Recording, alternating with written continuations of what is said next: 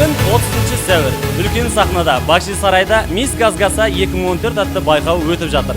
Қыздар сахна сыртында қобалжу үстінде. Ал дәл қазір біздің Әділ Қазылар алқасы өз шешімін шығаруға кетті. Менің ойымша, бүгін сайыста ең мықты деген қыз жүлделі орынға ие болады деп ойлаймын. Бірақ дегенмен де әрбір қыз ару болуға лайықты. Такой день очень важный. Мы очень рады, что все сегодня мы здесь присутствуем. Это большой опыт. Мы завели очень много друзей. Вы знаете, исход, по идее, не важен. Мы очень рады. Мы сплоченные, мы едины. И Казгаса – это один из лучших академий. Да, это лучшая академия.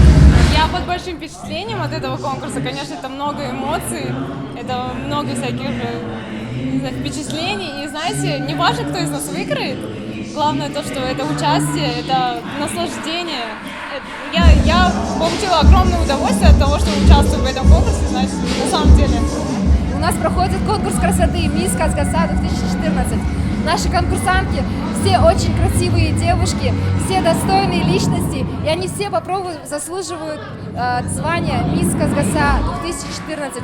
Но, к сожалению, ею будет только одна представительница нашей академии. И давайте же пожелаем удачи нашим конкурсанткам, и пусть победит самая красивая, самая умная, самая обаятельная и самое главное, достойная.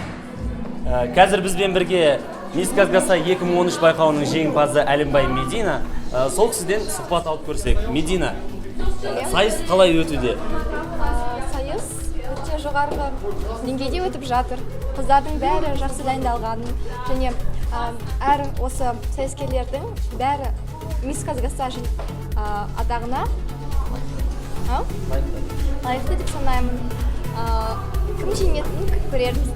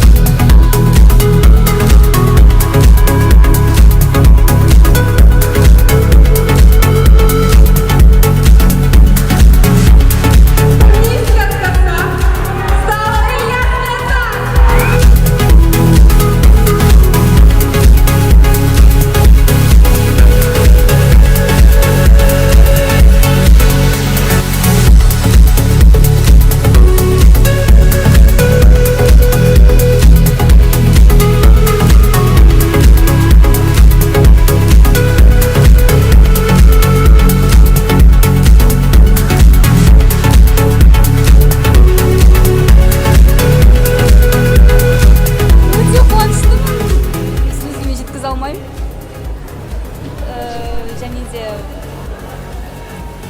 не ожидала, шынымды айтсам. Бірақ маған жақындарым және де достарым маған сенген, сен өтасың деп.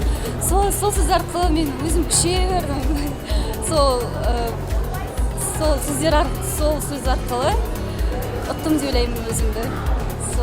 Мен маған сенген адамдарға, сенгендерге рахмет.